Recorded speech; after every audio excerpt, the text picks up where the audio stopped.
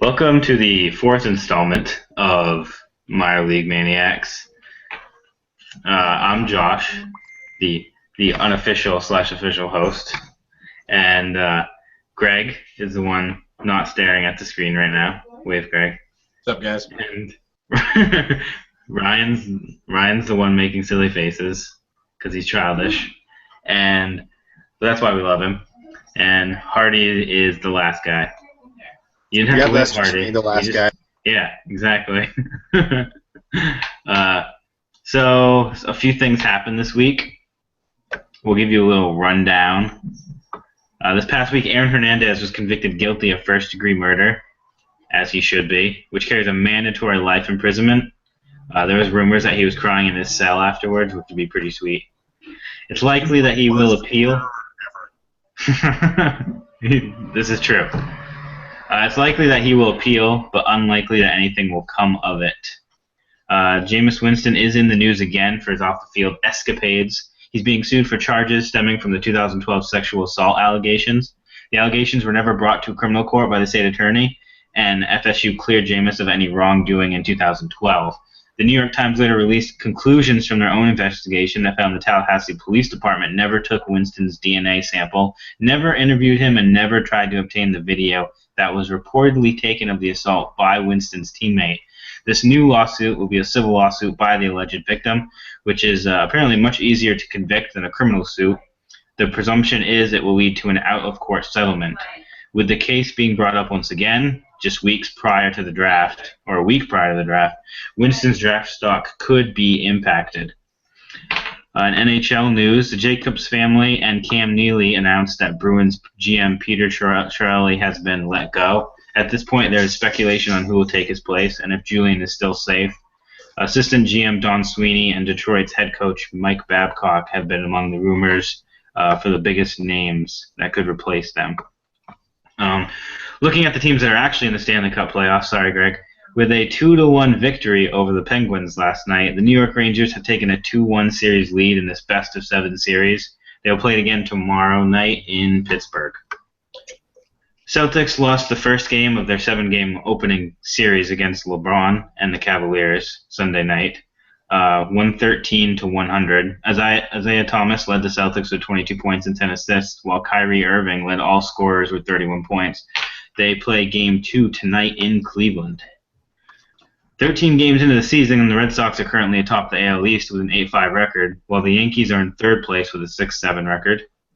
And Tim Tebow is now a member of the Philadelphia Eagles. In a press conference today, Chip Kelly said, "Well, at least you all forgot about how horrible our starting QBs will be." And the NFL regular season schedule will be announced at 8 p.m. tonight, so it's probably being announced right now. Though most of them have been at least partially leaked at this point, the Patriots will be opening up the NFL regular season against the Pittsburgh Steelers at Gillette. Probably the most exciting possible on their schedule, even though it's extremely unexciting. So we'll open up with the NHL since the Stanley Cup playoffs are going on, and we're pretty far into the opening series. Since we actually have Rangers fans in here, let's open up with any other talk other than the Rangers. Oh, okay. So, what are some observations, Greg? Well, the Winnipeg-Anaheim series has probably been the most entertaining to watch.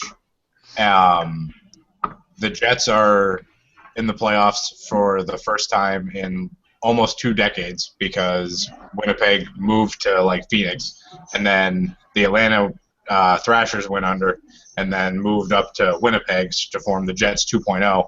So last night was the first NHL playoff game in Winnipeg in almost 20 years, and that place was bonkers. I mean, Winnipeg's a great hockey town to begin with, but you should. Sean McIndoe, the guy who writes Down Goes Brown, put it. He had the best quote. It was something like, "What's that feeling you get when you combine 20 years of pent up anxiousness and anticipation and just combine it with primal rage?" That's what last night was.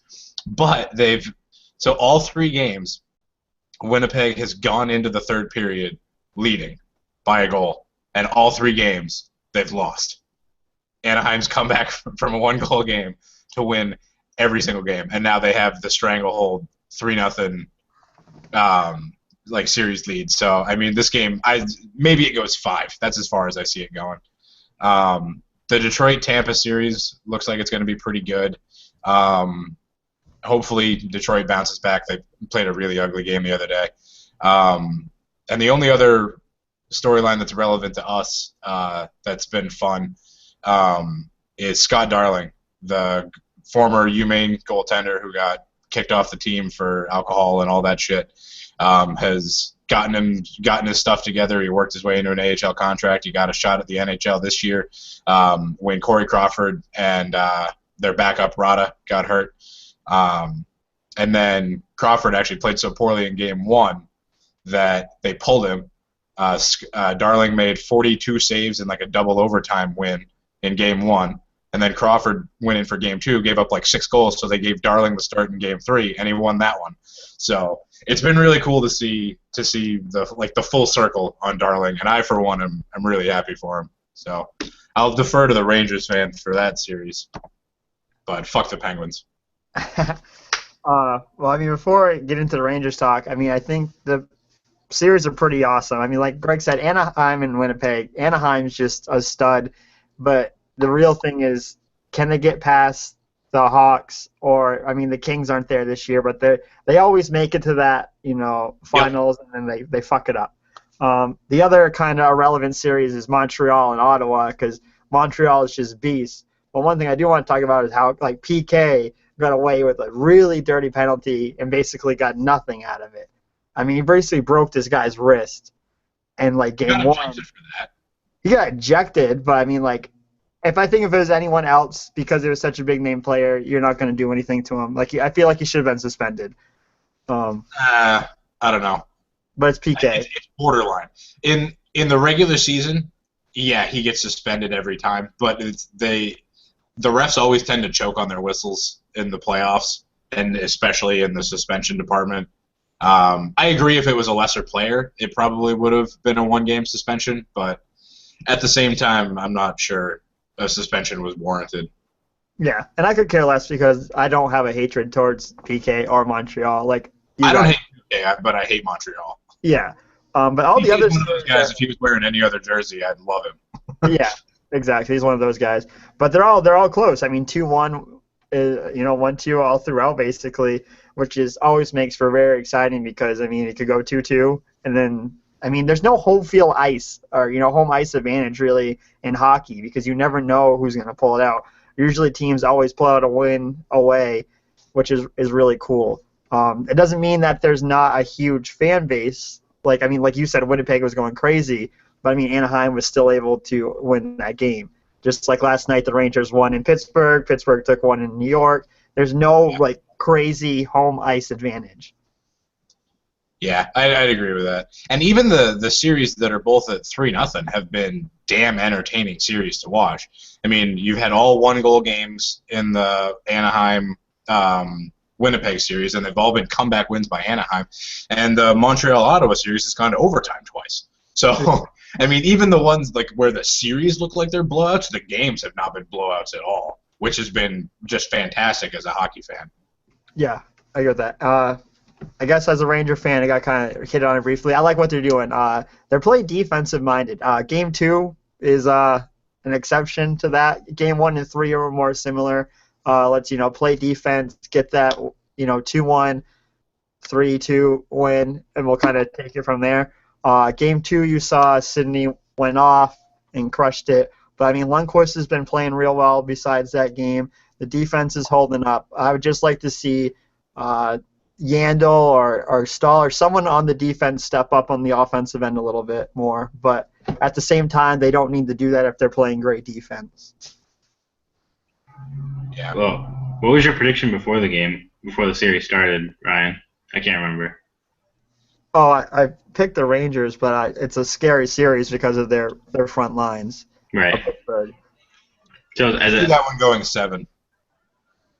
Oh, I do as well, and that's what scares me because then There is no home ice advantage. I'm like, holy fuck, if Malkin and Crosby go off in Game 7, that's it. Yeah, they get a quick goal. That Garden's going to be real quiet. Yeah. Oh. Did you guys pay attention to the draft at all? No.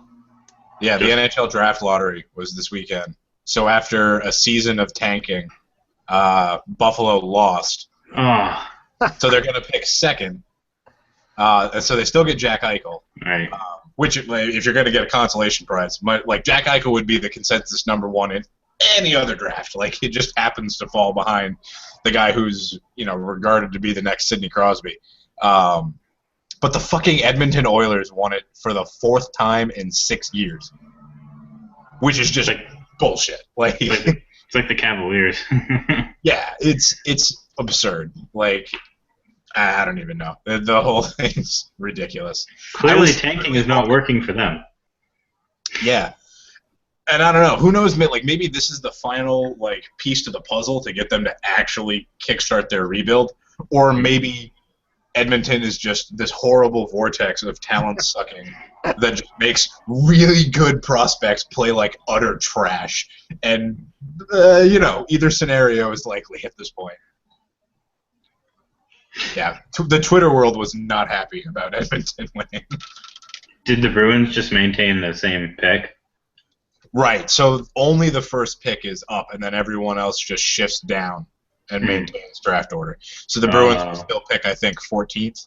Oh, all right, so that's how it works. It's not like the NBA. I thought it was like the NBA. But yeah. Now, next year, I think they're going so the first 3 picks are lotto picks, so that finishing in last doesn't guarantee you anything better than 4th.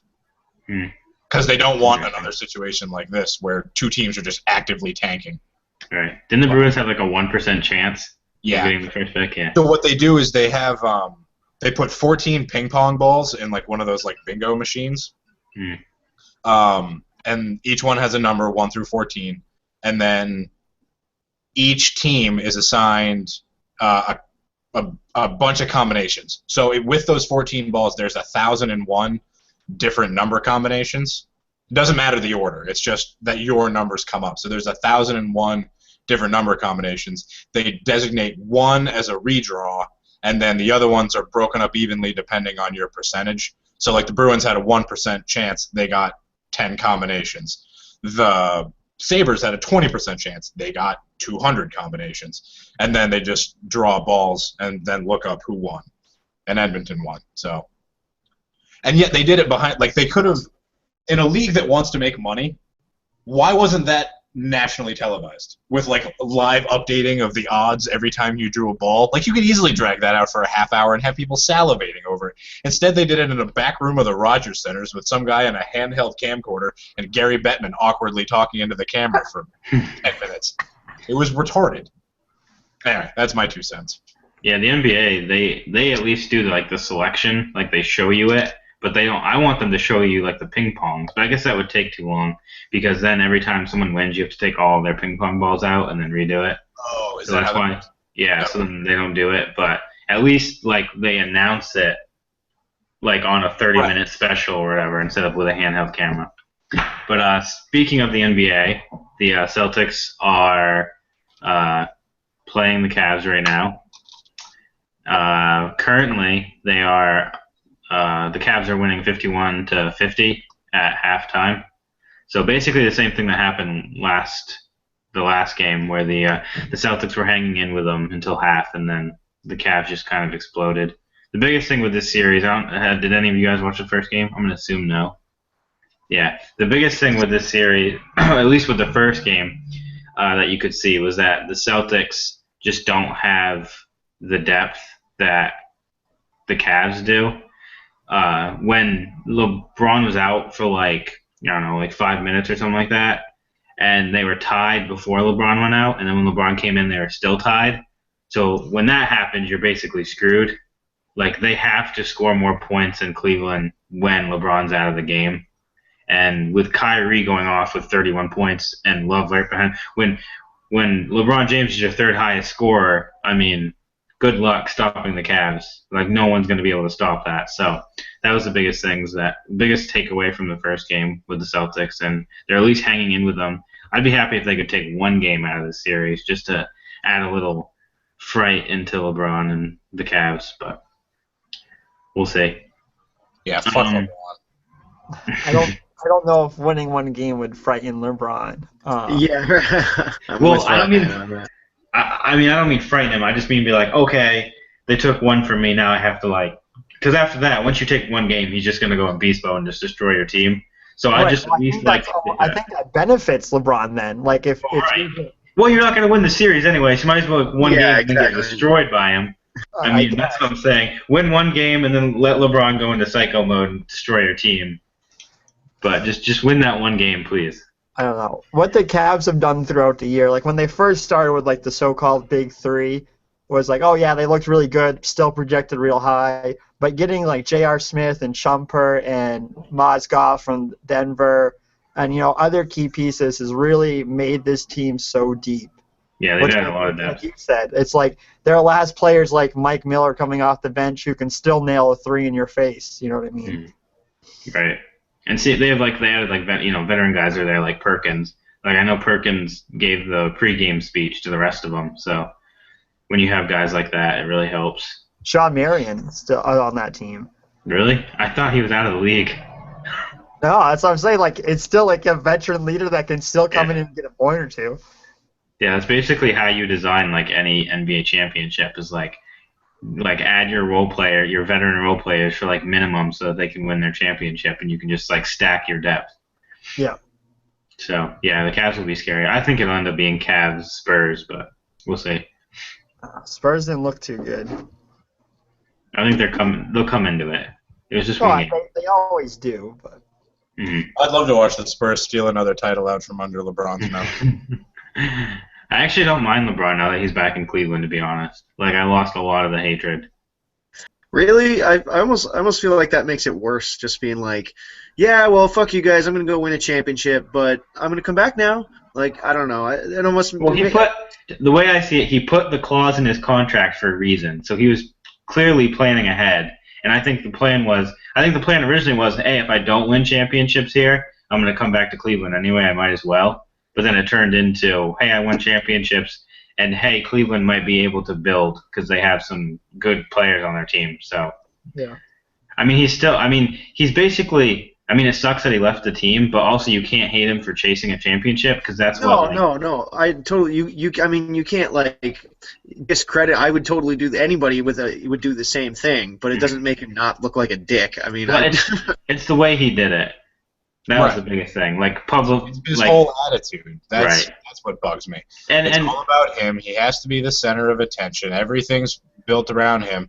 And every single move that he makes it about him. Even when it's just recognizing stories or stuff for charity outside of it, it's always about him. And he's just I feel like for being undeniably the best player in the NBA right now, he's just really shallow and really insecure is what I feel. I think he was from watching it, and still he needs everybody to love him. So when people turned on him in Miami, once he got a championship, he was just he kind of got tired of being the villain, and he's like, all right, well, I need people to love me again, so I'll go back to Cleveland and everyone will fucking suck my dick for it. And it worked. I think the biggest thing is, maybe it could just all be a PR stunt, but he said he was stupid and he was young and he made bad decisions before. They were all calculated. Oh, they were calculated, but I don't think it was, the fans turned on me. I think it was because he's so smart. He said, all right, Dwayne Wade's not what he used to. Chris Bosh, all right, I have better chances to go with Irving. We're going to get Love, or even if Wiggins stayed there, and build around that team. That team has a better chance now and in the future. I'm going back to Cleveland. Yeah, definitely. I agree. Talking about people that are hated, A-Rod is currently leading the Yankees' entire team in average runs Runs. This is a team that has Ellsbury and Gardner, and he's leading the team in runs, right? Home runs and RBIs. He's leading the entire team. It's just crazy. Like I would have never expected that. And I just love how like every Yankee fan who just wanted to like kill him and just like, no, there's too much money, we don't want him, get him off the team, like just kill him, like hire someone, kill him and bury his body in Miami, and just no one will find out, okay? And we just anything to get us off this team. And now that he's like literally leading the Yankees to their like almost 500 record, now it's like, yay, A-Rod! He's like getting like the loudest cheers every time he comes up to bat, and it's just like, God damn it, this is such bullshit. Like it just pisses me off so much. To be fair, opening day he actually got the most cheers too. I felt like when I was watching the game, and also I feel like a lot of Yankees fans, Ryan, maybe back me up on this, felt like after this offseason he kind of said all the right things. And yeah, no, he's too much money. You can't argue that. That's obvious. But you know, I was coming into the season saying, okay, well, you know, as long as he doesn't hit like shit, I'll be okay with him. And since he's hitting so well, I'm like, all right, we don't have another face on the team right now. The face of the Yankees right now is A-Rod. So. No, and that's the thing. I've said this on here. I've said this to all you guys. Like, if A-Rod produces, nothing ever happened. It's if A-Rod doesn't produce, then it's New York. It's a high-market team. You're going to get shit. Another thing, though, is, like, would I take A-Rod, what he's doing now, with his $30 million contract, or take all that shit he did and get rid of the $30 million? I'd still get rid of that $30 million compared to what he's doing. I don't care if he goes off for 50 this year. I mean, because it's not just 30. It was the money we wasted last year, the money we're going to waste the next 2 years. It's just too much. Do I like what he's doing, though? Sure. If you're going to pay him the money, please produce, all right? I guess that's the thing, and like any fan would do that. I mean, you don't want it as a fan when he's on the field. You don't want to be like, oh, fuck up, A-Rod, fuck up. You know what I mean? No. But I'd like to see the numbers on the team in is most drug tests taken. That's a good stat. I'd like to see the numbers on his jersey sales just to prove how many fucking like pink hat Yankee fan hypocrites there are. No, everyone already had an A-Rod jersey, though. It's not like he's new. He's been there for fucking 30 years. Yeah, right, but how many people do you think lit him on fire last year? Yeah. Oh, it's good. And then finally, that's what there should be a stat on that somewhere. Yeah. What was I gonna say? Oh, I think he also leads the team in probably most drug tests taken and passed while dirty. Yeah. Yes. Yeah, I think I was trying to look up the stats. I was hoping you'd talk longer, but I'm pretty sure Teixeira is actually having a decent start, right? Yeah, Teixeira's really, yeah. Yeah, so neither one of them are making $30 million, but based on where the rest of the team is right now, they're actually kind of making $30 million, if you like, in perspective of how everyone else is hitting, because they're basically carrying the team. Another stat I thought interesting, Gardner's actually hitting 286, which is absolutely crazy. Wow.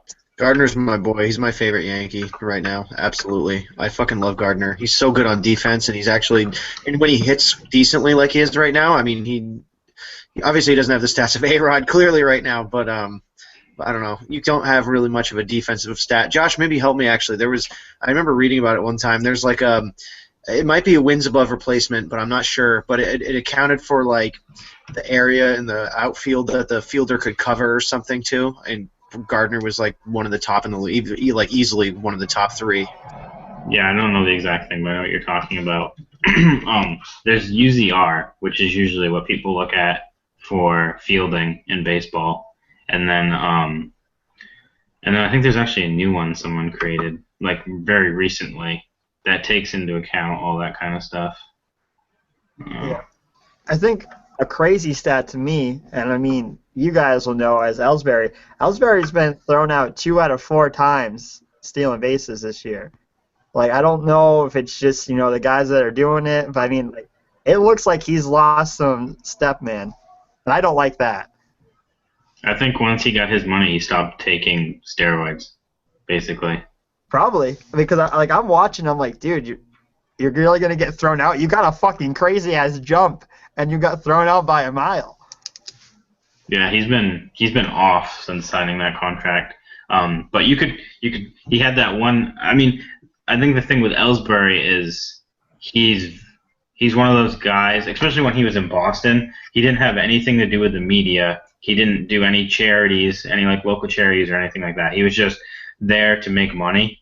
And I think that's the biggest thing with Ellsbury. He came into the league his rookie year and just went off like crazy. Like I think he had close to like 30 home runs. Like I think he was close to a 30-30 guy with home runs and stolen bases, um, and he just looked like he was going to be. He was like Mike Trout before there was Mike Trout, even though he wasn't supposed to be. And then all of a sudden his numbers declined, and then that 1 year before he hit free agency, suddenly he was like back to without the home run power, he was back to his self, where it's just like batting 300, stealing a million bases, and all that.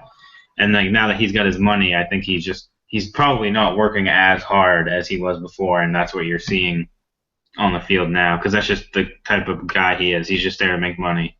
So now that he's got it, he just has to kind of show up and let his natural abilities take place without putting the extra effort in to make himself an all-star.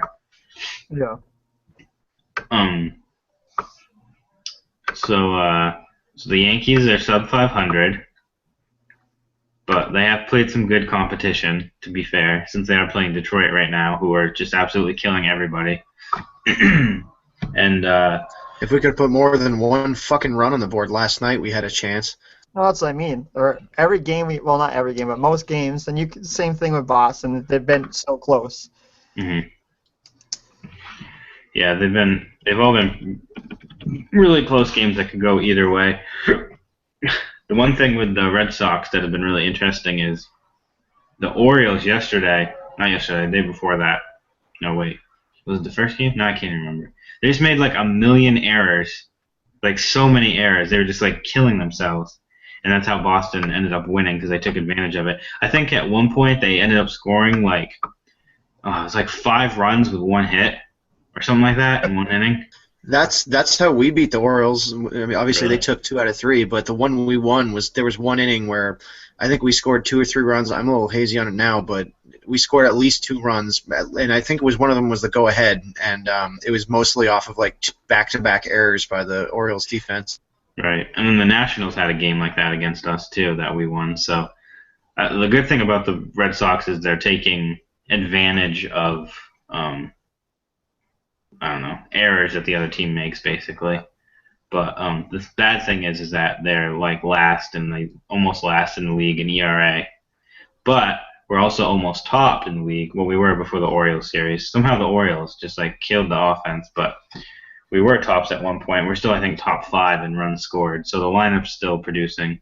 Not as much as they were at the beginning of the year, but enough to carry the team. And then the pitching is pitching absolutely horribly. Because I think most people coming into the season looked at the lineup and said, this is a lineup with a bunch of 3s that can have 4 ERAs, and if they can do that, we can win. Well, we have a bunch of guys with like 6 ERAs. Masterson's still pitching at like 85 to 88 miles per hour, topping out at 90, which is crazy because somehow he had like 2 hits. He gave up 2 hits to like 6 innings. And he won.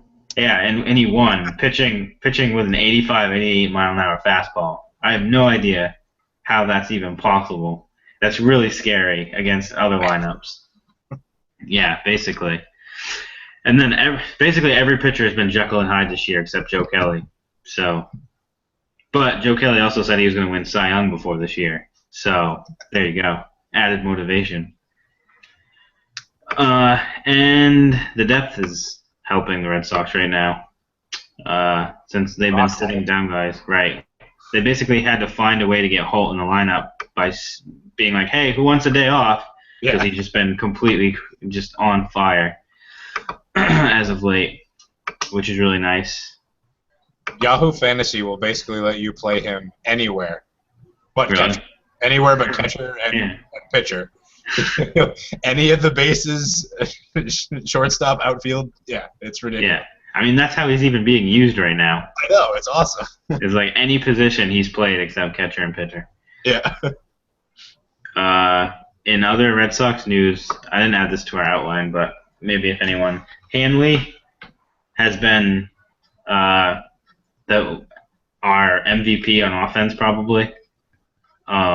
With his, he hits home runs at the right time. He bats guys in. That's the biggest thing. He doesn't have a great average right now, but he's hitting when it counts. But he is, I think, 30th out of 30 out of all left fielders in UZR rating, which is your fielding. Yeah. Yeah, So I've heard that talked about on Twitter. Like, a bunch of guys just say he looks nervous out there. yeah, Manny was an average to slightly below average left fielder, and Hanley's making Manny look like a Gold Glover right now. I think what was the stat? Fangraphs keeps track of balls that they think you have a play on, and then how many times you made that play, and I'm pretty sure he was like 10 for 22 or something like that, or like 11 for 20 or somewhere in that neighborhood. And then just in perspective, which is the worst in the league out of all outfielders. And just to put that in perspective, like Shane Victorino is like 10 for 11, and Betts is like 21 for 22. So he's been absolutely horrendous so far on offense, and now he has people wondering if there's anything they can do next year, because there's nothing you can do next year if no one gets hurt. But next year there's a possibility of putting him at first base to get him out of the outfield any way possible. Because with his bat, you have to keep him somewhere. The dude put a hole in the wall at 380 feet at batting practice the other day. Right, yeah. Feidelberg from Barstool Sports was like, you couldn't pay me to sit on the Green Monster this year because Hanley's going to kill someone. Yeah, I think they were measuring his bat speed at like 130 to 140 miles an hour, and the average is like 110. So he's just like annihilating pitches right now. Yeah. And his compadre, David Ortiz, was thrown out of the game Sunday for arguing a check swing. I didn't actually see this, so it was earlier in the game. He basically got a pitch called a strike that he thought was a ball, and he just dropped his bat, which is usually the ump will give you like a warning or something, or sometimes they'll throw you out if you're not David Ortiz, because you're technically supposed to be thrown out. That's typical Ortiz shit. Right. So he kind of got away with that one, and then he got a check swing later in the game, his next at bat, and he held up. He definitely held up, but they called it a swing, and so he started yelling down at the third base ump, and the third base ump literally walked up to him and just like, what do you want? I was like walking towards him, which is like the worst thing you could possibly do, and you're definitely not supposed to do that. No. This crew has been absolutely terrible this entire series. It's been horrible against the Orioles on both sides, but it's been horrible. And so he kind of incites him, and then Ortiz says something back, and then the home plate ump comes out and throws him out from behind him. It's like he wasn't even involved in the situation. And it's the same ump, the home plate ump, the rookie, that threw out Ubaldo in the first game when he threw at Sandoval, and without a warning or anything, just threw him out of the game. Wow. So, yeah. So the crew is awful. There's lots of shit about this. And it should be interesting about what happens with this crew now after these two quick hooks and inciting riot by the third base ump. And there's lots of arguments about whether Ortiz was putting the game at risk. Because even though it's early in the season, any series you can possibly win against the Orioles, a division rival who won the AL East last year, you need to take that series. So for him to argue with the umps and get thrown out, a lot of people are questioning his leadership again, and basically saying that he's being selfish and not putting the team first. I mean, that comes up like every year. Yeah. I mean, he would walk into Francona's press conferences because the scorer changed one of his hits to an error or something, and right. Be all pissed off about it. And people would say shit about it then, and then he fucking goes off in the playoffs and no one cares anymore. So whatever. I'm not worried about David Ortiz. What do you think, Ryan? Is Ortiz being selfish? Well, I think what Greg said, and like I said earlier with A-Rod, is, yeah, okay, do I think he's being selfish? Yeah, sure. But is he going to get you a walk-off home run? Yeah. And then you're going to forget about everything he did? Yeah. So him getting kicked out of a game, did it cost you anything? No. So deal with it. I mean, I think I've seen this. A lot more people are arguing the strike zones are really weird, and it's still early in the season, so I feel like you're going to get a lot more of that. It's the first time you're seeing a lot of these teams or these groups of umps. And the biggest thing now is that, like, umpires always love starting shit. Like, this is what they live for it. You know what I mean? They want to fucking get in your face. So for the fact that, Ortiz is going to walk down there at the third plate, like, ultimately, do I care that the home plate umpire did it? No, because he's the leader of all of them. So if he sees, like, a player that's doing something he shouldn't and arguing a call that he shouldn't argue, then I have no problem with him kicking him out of the game. You know what I mean? Like, for the pure fact that, yeah, he was arguing with the third plate umpire, it doesn't matter. Yeah, I agree with basically everything you said. I mean, I think it's up to the third base ump to throw him out instead of the home. At least let them have a conversation first instead of throwing him out. That's usually the baseball etiquette of the umps, is it has to be your situation that you do it. But I think it's just the rookie ump trying to protect his guy, and that's sort of like what you're supposed to do. Is protect your other guys. So I think he just made a rash decision, and basically everything you said about Ortiz is true. He's a selfish player that wins you games, so you deal with it. He's selfish, but not necessarily in a way that hurts the team. Right. Like as weird as that sounds to say, like, baseball is an individual enough sport where you can have a player be selfish. And it's not like a guy in basketball refusing to pass and trying to drive the lane every play and getting stuffed. Like, you can do your own thing in baseball, especially as a DH, because it's not like he has to go out there and throw. Right. So, that's true. I have no problem. It's not like he's like Tom Brady out there, just like, we're gonna run. Nope, check out of that. Let's pass again. Yeah. If we're running, I'm carrying. Yeah. Right. It's like me and Madden. Yeah. Who runs? No. All right, so we talked about everything else as long as we could, but we have to talk about the NFL because it is the almighty overlord. Probably the most fun and depressing topic at the same time is that Tebow is once again back in the NFL. Praise Jesus! I feel like you played the wrong one for you, Ryan. No, that was me. You played it? All right. That was good then. Artie, you must have loved this news. Oh, fuck yeah, I did. So it's just confirming what we've all been believed at this time, is that Chip Kelly was destined to work for the Jets because he loves circuses.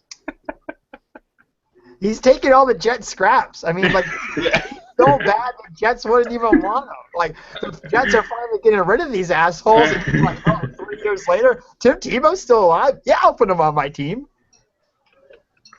Yeah, I think the biggest thing with Tebow, he works for the SEC network for ESPN.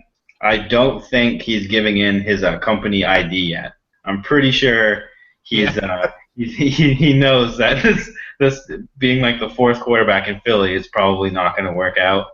Probably wants to wait till the 53-man roster comes out before. Right. Yeah, I don't think he's getting on the team. So I think it's just going to be one of those things where they just carry him for a little while. And maybe they're trying. I know the Jets tried him on like special teams and stuff, and that didn't work out. And the Patriots tried him on special teams and didn't work out. So I guess Chip Kelly's just trying to see if he's really a genius or not and can make Tebow work in the NFL. But unless Tebow's That's exactly what I think he's doing. Yeah, he's trying to. He thinks he's taking this whole offseason just being like, I know what I'm doing, and now I think he's going to be like, oh, I can fix that kid. I know how to fix Tebow, and I mean, I think he's not going to be like super serious. He's probably not going to make the final roster, but that's the point of this move, definitely. Mm-hmm. Yeah, I think he's just be like, Belichick couldn't do it, but I did, so fuck everyone. I think that's his biggest purpose, but yeah, unless Tebow's they want him to play quarterback, like maybe they just brought him in to be team pastor. Well, I didn't consider that. Maybe they're just gonna give him a collar instead of some shoulder pads. Get out there, boy. I read on ESPN earlier that they signed Tebow to help pray that DeMarco Murray and Sam Bradford don't get hurt this year. No, I don't know. It's a low risk, high reward move. I mean, like I always loved Tebow in the sense if he played a different position, would he be good? Like a tight end or even like a rushing linebacker. You know what I mean? Because he's got that speed. He's fucking huge. He's a tank. Could you switch him? And he's been an asshole and stubborn, and he won't do it. So I'm curious to see maybe a college coach that works with Dix. What, Greg? I said Jesus wants him to play quarterback, Ryan. No, I get that, but I'm saying I get that. a college coach get him to, back out of this, oh, he's a young kid, I can fix him. Probably won't, but I don't know. I also heard that Jamarcus Russell's going to Philly too, so. That'd be hilarious. The only one good point I did hear about all this is that Tim Tebow's success rate from like the 2-yard line was really, really high. And I think this is bullshit, and it wouldn't end up working in the long term anyway. But I think that maybe there's something to the fact that they're thinking about changing the extra point rules, making it more advantageous to go for a 2-point conversion, and maybe that's what they're thinking to get him. Because I think he was average in college, but that's because most teams have running quarterbacks.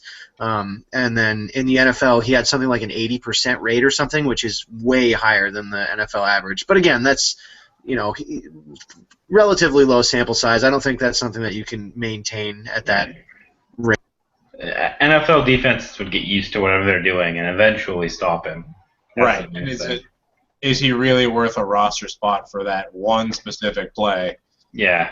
Right. No, I totally agree. That's just the only thing I can even logically. Yeah, I see what you're saying. I've heard that floated around too, and if Tebow's going to take a 53-man roster spot, then Chip Kelly's a freaking moron, because that's just so stupid.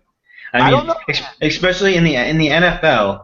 I mean, so many. One of the reasons the Patriots are always one of the top teams is because they have depth on their 53-man roster. If someone goes down, someone else is going up. And if you're going to take up a spot for something that's as mediocre as that, then just a couple of guys that go down, you're going to screw yourself in the long run. But if he plays fullback, all right, we have a story here because he is so versatile. All right, say your 7th quarterback goes down, your fullback, Tim Tebow, can now come play quarterback. All right? Yeah, if he's a fullback.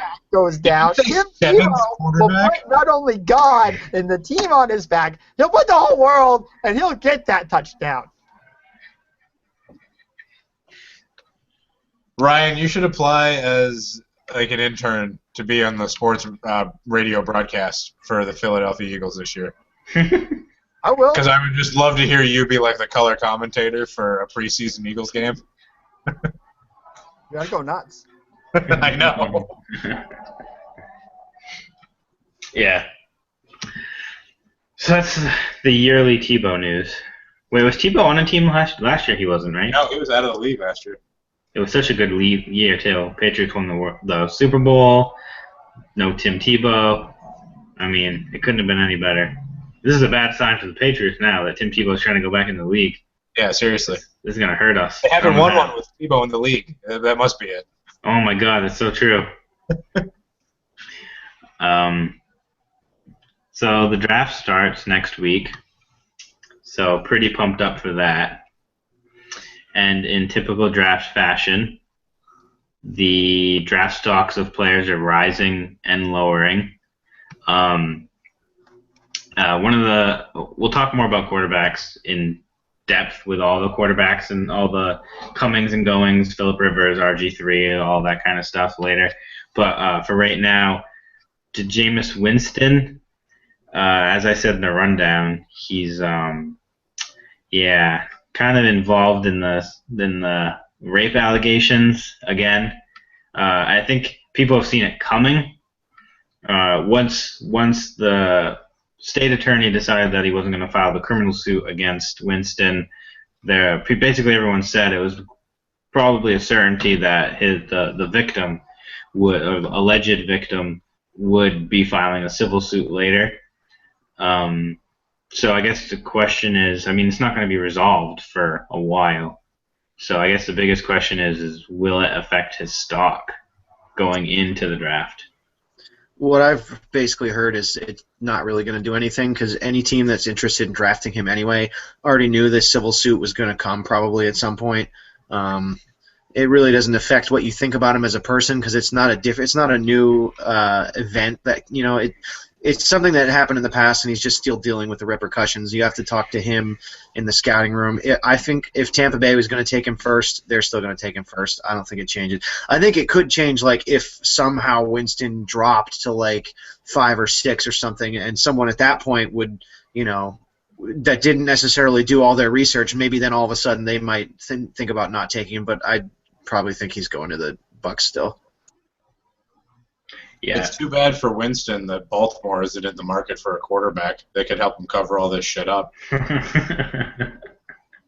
That's very true. That's really all I have to add to this conversation. I agree with Hardy like 100%. Like anyone, about all of his character flaws, going into it. And like he said, it's not like this is a new allegation. If this was a new allegation, then absolutely it drops his draft stock. But since he's just dealing with the same repercussions of what happened in college, it's already been on their radar. So. Yeah. I heard Ray Lewis and Terrell Suggs are going to be on his legal team. So we should see how that one goes. Yeah. Good call. Yeah. Well, it worked for that. Anything, man. Dude, T. Suggs went to Balsahard University, so clearly he has a law degree. I mean, and also like Harden said, is like teams already know. So the Jets, hear about this news and they're like, man, we want to move up to number 1 and take this guy if he has these charges against him because our team's full of corrupt fucking assholes. That's probably true. Yeah, I think the biggest thing is I think Tampa Bay probably has their legal team researching this matter very in-depthly. Is that a word? In-depthly? Whatever. Anyway, in-depthly. It is now. Yeah, it is now, bitches. And they're basically, I mean, most people are saying it's probably going to be settled out of court because a civil suit is so much easier to win for the plaintiff. Yeah. So that's not good for him. But at the same time, does she want to spend all these legal expenses? And so it'll probably end up getting settled, and he'll just owe money, and it's not going to have any repercussions on the team or his ability to play on the team. So if Tampa Bay's legal team looks into that, and that's what they're seeing, I'm sure it's not going to affect anything. So even if he's found guilty in a criminal case, that's like what, a 2-game ban according to Goodell? 2 quarters.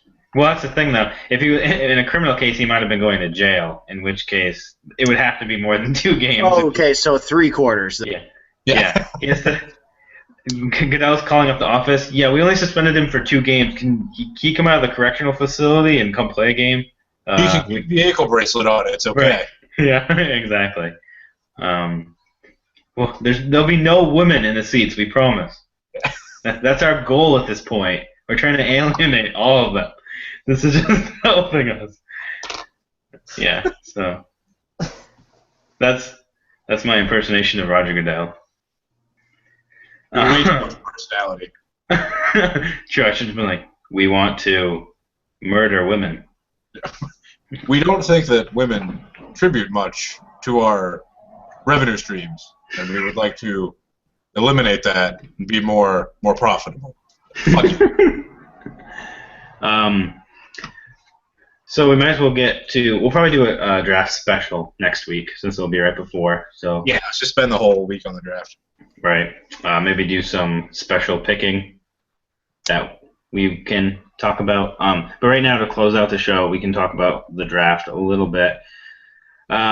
So the quarterbacks are getting really interesting now because not only do you have the top 2 teams interested, and teams like the Jets, who are just behind, interested, but now you have teams like San Diego with Philip Rivers saying that he basically doesn't want to be on the team anymore because he's scared they're going to end up moving to LA, and he doesn't want to live in LA, which can you really blame him?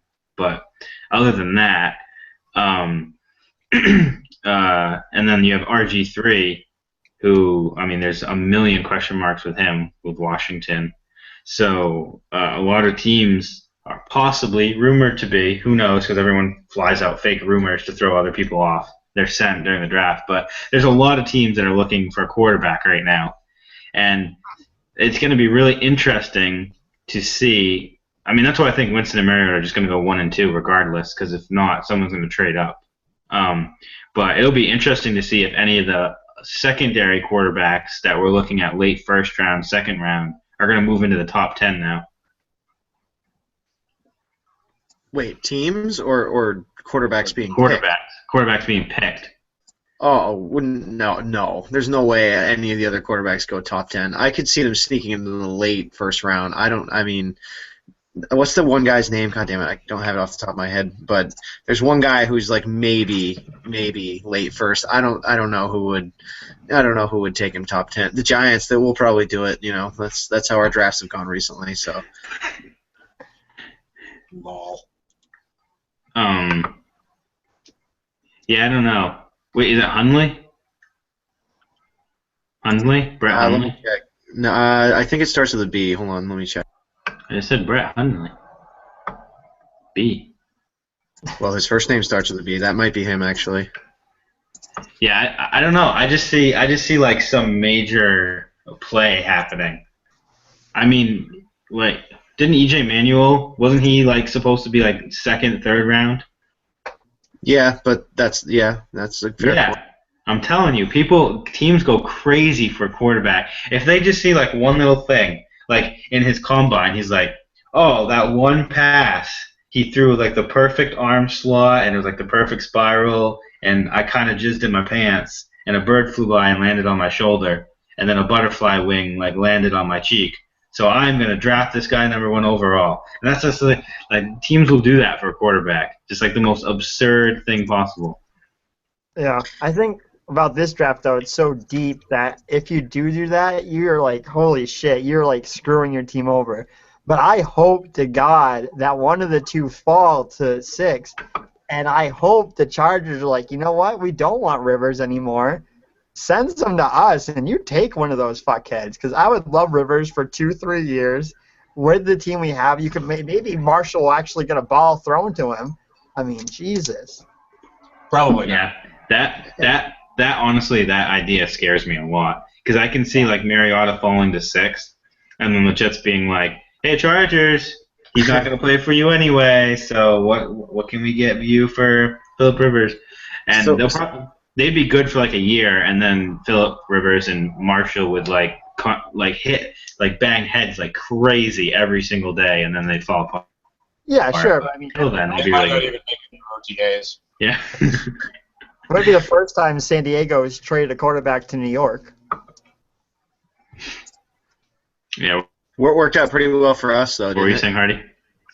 Oh, well, so I was going to say, I think, though, that because everyone keeps talking about this, like Rivers, the Chargers trade, I think that's just more evidence that there's no way that another quarterback is going top 10. Because you're looking at, so San Diego picks 17. If they wanted to get Hundley, they could. He's going to be sitting there at 17. So the only reason you would trade up for that is if you think you have a chance at Mariota. I don't think that anyone's going to be looking at a quarterback. The other thing, too, is like, so what if they're in love with Hundley, and all of a sudden there's all these rumors the Redskins are drafting Hundley? Then they have to move up, right? If the Redskins draft Hundley, I'll crack up. I'm telling you, it's possible. Watching the draft is second pick. Because you just know that like half the Patriots selections are going to be guys that you've never heard of, and then they're going to turn out to be like freak athletes, and Belichick's going to find a use for them. Meanwhile, other teams are like trading their life savings away for this guy who's almost guaranteed to be a bust. It's awesome.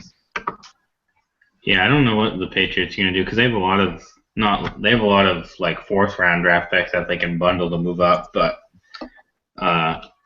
I mean, they're easily the hardest team to predict, in my opinion, just because you never know what is on Belichick's draft board, and he will stick to that draft board. Like, if there's a guy that's supposed to be taken in the 4th round, but he thinks he's a first round talent, and he comes to him, he'll just take that guy in the first round. He doesn't even care about like, well, I can wait and then get someone else. No, it's on his draft board. He's taking the guy, and that's why.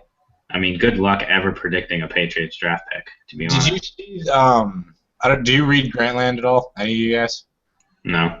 No. Okay, there was a really good article a couple months ago, and it was basically going back through Belichick's history in the draft and what he's been able to do just by like trading draft picks in the draft and like who he's been able to take, and it's incredible. Obviously, not all of them worked out. He's not batting 1,000, but like some of them are like some ridiculous steals that like they took like 2 or 3 years to process. Like he just starts like stockpiling picks like 2 years in advance and then starts trading them out, and it's pretty incredible. Like it doesn't always seem like a big event on draft day, but then you look back at it and you're like, holy shit, that was fucking impressive. I'll see if I can dig it up and send it to you guys. Yeah. I mean, I don't think they'd want to read it, but I'll read it. I'll send it to you. Here's why Belichick is still better than all of your coaches. I would GMs. never argue that. He's a fucking genius. I mean, Right, but do you want to read another article about it? That's what I was saying. oh no, I wouldn't read it, but like, Yeah. no, I ever fight you and say like, oh fuck Belichick, he's a terrible coach. Yeah. I think another awesome fact about this draft is that Seattle doesn't have a draft pick in the first round. Lol. I like that because they're a team that's going to eventually have troubles keeping up in salary. So those draft A lot of young players were going to get paid. Right, so those young draft picks are going to be extremely important to them. So to not have a first rounder. I mean, they've drafted really well in the late rounds, so maybe it won't matter. But I don't know. I'm telling you, the thing with Seattle, you wait 3 years from now, Wilson will be playing baseball, not football. what? Bold prediction. Yeah, it's okay. 3 years from now, Russell Wilson will be playing baseball and not football. He'll run out the Lynch era, and when they're studs, and then he'll go, you know what? I've won 1, maybe 2 or 3 Super Bowls. I've been to 2, maybe 3 or 4. I'm sick of this shit. I don't want to get hurt. I'm going to go get guaranteed money over in the MLB and sit on my ass. That would be pretty crazy. I don't see him doing that because I don't think he's the type of person that would do that. Because it would be like turning his back on the fans. So I think he'd get a lot of shit for that. I don't care, dude. I think you're going to see more players do this now. Like Elway didn't do it. He went NFL route. And like we've talked about, I've talked about this. I think you'll see more players do this halfway through their career. Has anyone done it halfway through their career? Well, I mean, you've had like players change, like Jordan, and like suck Yeah, at. that doesn't count. Yeah. I mean, Other than Bo Jackson, I don't think there's been. Sanders. Yeah, but he sucked at it too. But And yeah, that was at the end of his career, wasn't it? yeah. Yeah. So I'm saying like you're saying 3 years, so he's in his prime, Right. switching over. Yeah. That would be like. 'Cause that'd that be would like That would be a way bigger deal than the Chris Borland thing.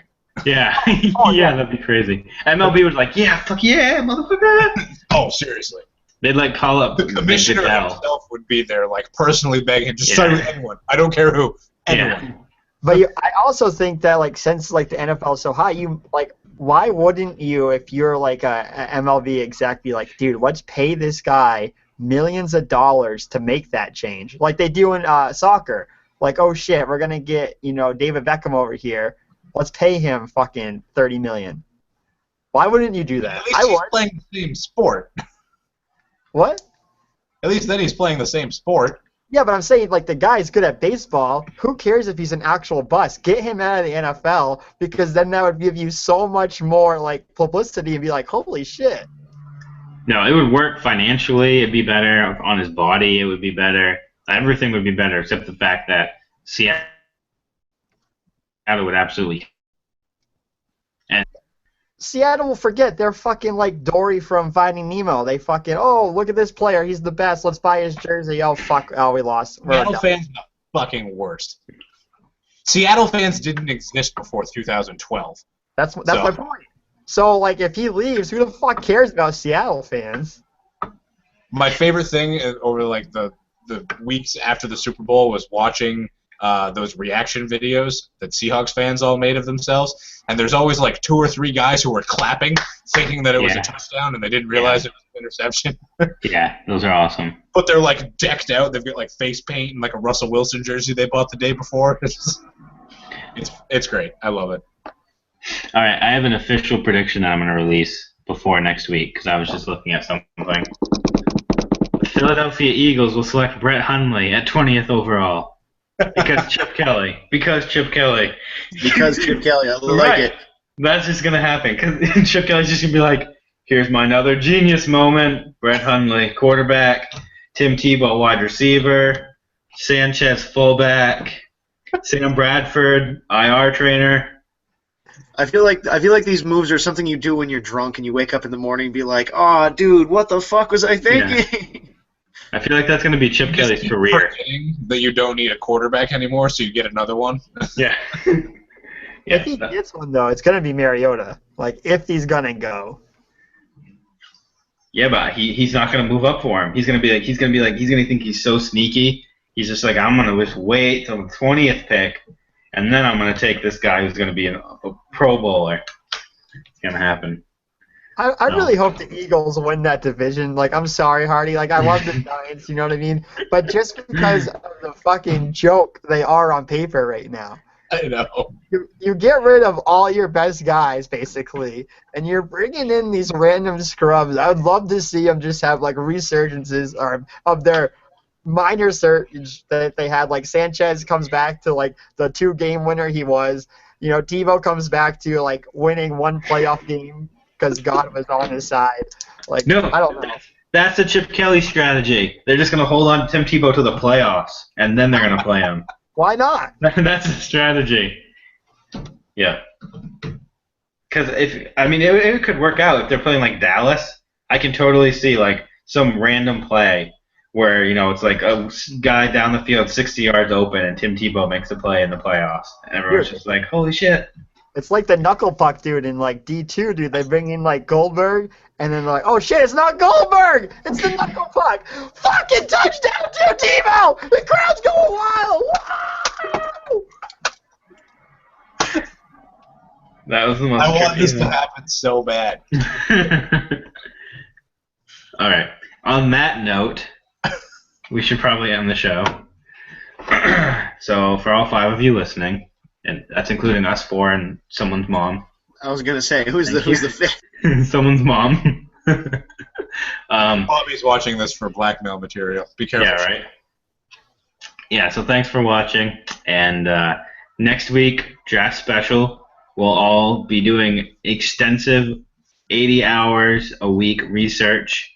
So we all know we know like the hangnail that Brett Hundley had in 9th grade that will affect his draft stock. Okay? That's the level of commitment. I promise you. No, it's not going to happen. Yes.